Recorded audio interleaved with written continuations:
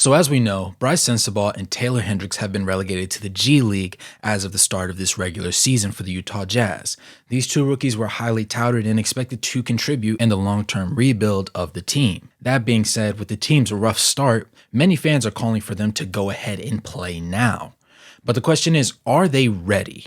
Now, the Salt Lake City Stars head coach Steve Woj had this to say on the radio show 97.5, the KSL Sports Zone. He said Taylor throughout his career prior to this has been primarily a power forward and a center. And so he's seen the game with his back to basket on both offense and defense.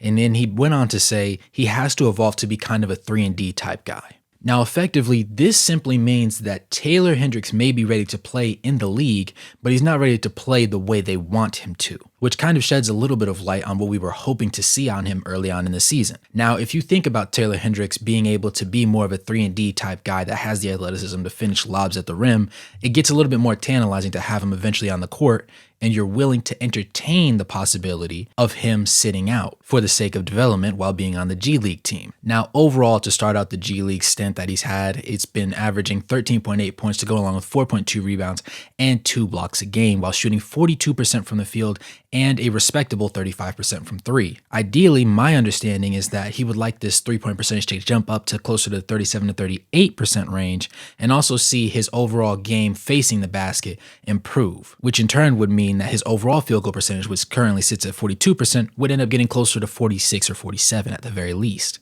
considering that you also have to take into account the large volume of threes that they're probably going to expect him to take. Now, while on offense, they're trying to branch him out and have him do a little bit more away from the basket, on defense, they love what he brings at the rim. Woj said he can really protect the rim as a help side defender. He's had multiple plays throughout our season where he really protected our rim and been the cornerstone of our defense off the ball. This is best evidenced, obviously, by his average of 2 blocks per game, which I think is roughly sustainable. Obviously, at the true NBA level, he's more likely to be right around the 1. But even if you can take Walker Kessler off the floor or have them both on the floor and have Walker as the primary shot blocker, while Taylor Hendricks is at that secondary defensive mode, just playing off, which is the role that currently Lowry ends up playing, you could see a little bit more versatility and more efficiency when they're on the floor paired together on the defensive side of the ball. When moving on to Brice Sensabaugh, things are a little bit more interesting. Now, the thing was, at Ohio State, he was that guy. He was the primary man with the ball. If he was taking the shot, he was taking the shot. If he decided somebody else could take the shot, he was the one that gave the ball to allow that person to take that shot. That being said, he only averaged 1.2 assists to 2 turnovers per game. Now, this meant that going into the pre-draft evaluations, he was being knocked for it because of his lack of passing ability. However, across the first handful of games with the G League Stars team, he really hasn't seen much of a problem from that aspect of the game. Woj had this to say: "I've been impressed with his ability to pass the ball and see passes and deliver passes, and that's something I didn't know coming in. I covered him in college for ESPN last year, and that's not something he did and he can do at a high level." Now, to go alongside that, as I said, he was that guy in college, so he was known for shooting the ball. That being said, he's currently averaging 19 points to go along with 7.2 rebounds and shooting 43% from the floor to go along with 35% from the three-point line, which is fairly efficient, more so from the three-point line than obviously from the floor overall. But that's just going to be a little bit of an adjustment to his game as he finds a way to niche down his shots and become less of a volume shooter and more of an efficiency-based shooter. Now, with that being said, we understand that Taylor Hendricks has more of an ability that leans towards his ability to be versatile on the defensive side of the ball. With Brice Sensabaugh, that tends to be his weakness, and Woj had this to say: "The biggest learning curve for Brice is on the defensive end. That's an area where we've really focused him on, and he's made strides, and we believe he'll continue to make strides in that area." Now, while that sounds good and nice and all, basically that means he's a young player who wasn't forced to play defense at any other level to a significant degree, and now we're going to have to coach him into that role. And he's responding well so far, but there's still some work to be done. That being said, we've seen something similar from Keyonte George, who during the preseason was getting continually back cut by more veteran players, and then going even into the regular season still had some issues, even on ball and more so off ball when he was caught ball watching as opposed to watching his man. That being said, some of those issues have cleared up with the more games that he's played, and with the more volume of reps and him being the starting point guard more often than not nowadays, it seems like he's going to be the guy for the rest of the season, bar any major setbacks. I have reason to believe that Brice Sensabaugh will continue to improve on that side of the ball, similar to how Keyonte George did, though he is in the G League at the moment. Now, the thing is, a lot of people, especially in my personal community of Jazz fans that we have on this channel, we found that a lot of people feel like Taylor Hendricks should play now, more so because the Jazz just aren't living up to the billing to begin with. And if you're going to lose games,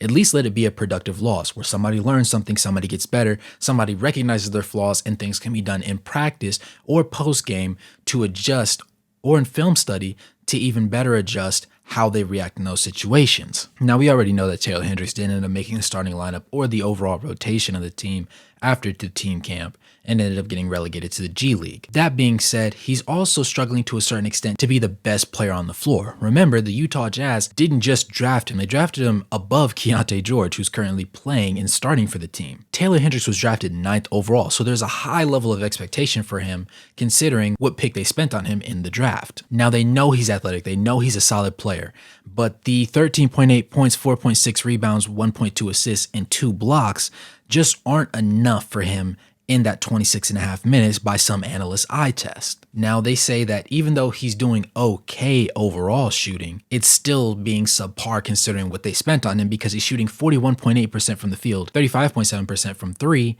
and 77.8% from the free throw line. The most concerning thing about him on the offensive side of the ball is that he is shooting well from 3. We understand that. 35.7% is something that should be highly respected for a man of his size, especially at his age. However, considering that he was known for being a back-to-basket offensive player and a lob threat at the rim, him having a very subpar shooting split from the 2-point range is the more concerning part. Now, for me personally, I don't give that much concern, and it doesn't really scare me that much, simply off the strength of the fact that he is evolving his game. This isn't one of those situations where he's shooting the same exact shots that he was shooting in college and they just aren't falling, though that would to a certain extent be expected as well, considering at the NBA level and at the G League level, there are simply better good players. The worst guy on a G League roster is significantly better than the average player at a college level. Understanding this though, his percentages do need to go up from 2-point range. He needs to finish better around the rim, and he needs to stop turning the ball over roughly 2 times a game, which is something that wasn't expected for him going into the season. But overall, if you put him on the Utah Jazz roster this very moment, those 2 turnovers that he's having on a nightly basis are turning into between 4 and 6 points that the Jazz just can't afford to give up right now. Now, his defensive rating, which is something that we were expecting to be his calling card to a certain extent for his minutes of play when he is in the game, is set at a 117.8, which isn't terrible, but it also isn't perfect. There is room for improvement, and obviously when he plays with better teammates, that will also go up, because the expectation for them to win the games and to be extremely efficient in the way they go about doing so will also be the standard that will push him to that next level. We also have to consider the fact that Jordan Clarkson plays as a starting shooting guard for the Utah Jazz right now and puts up a 124.7, which, not that I'm a math major, but a 7-point difference is significantly worse in this metric. Effectively, the simple understanding of this is going to be that while he is not dominating the G League talent, he's also not playing terrible. So he does belong somewhere in the league. The expectation, though, going forward is that he continues to round out his game, continues to increase his shooting splits, and when the opportunity presents itself, he capitalizes on it when the Jazz call him up. Depending on where the Jazz go from the trade deadline, I could see them deciding to go ahead and shut down their star players and just letting the rookies get some burn. In a situation like that, he has to capitalize. There is no reason for him not to. However, before that happens, he has to up his overall shooting splits and play a little bit better on the defensive end of the ball so that he looks even better against the G League competition. Understand, if he was putting up these splits in the NBA, this would be very acceptable for him because he is a rookie. But at the G League level, the difference between the G League and the NBA is still a very daunting comparison. With that being said, it's understood that the best players on G League rosters can play solid minutes in the NBA. But if you're just playing 20, 25-ish minutes a night on a G League roster and you're putting up okay numbers for the G League, those numbers will not necessarily translate to the NBA. And because of that, people are feeling a strong sense of concern for his game. Brice Sensabaugh has been more so exactly what people have expected him to be, and so he's caught a lot less heat for his transgressions across his games. Mostly his issues rely on his lack of attentiveness on the defensive side of the ball, which is quite easily fixable, but comes with time and practice. If you're Taylor Hendricks, being negative on the offensive side of the ball is more daunting for you because you are expected to be a good defensive player, but offensively, that's where you're going to have to prove you deserve more minutes over other players and what ultimately will decide what role he has when he is eventually called up for the Utah Jazz. As always, I hope this video was informative. Let me know what you guys think in the comments. Let me know how long you think it's going to take for those two guys to go ahead and crack that Utah Jazz roster. And if you think it should be sooner than later. As always, it's been your boy Wraith Hoops. Thanks for watching the video. Make sure to like the video, comment your thoughts below, subscribe, and turn on post notifications. And if you're not a member, go ahead and become a member to get the videos earlier than everybody else.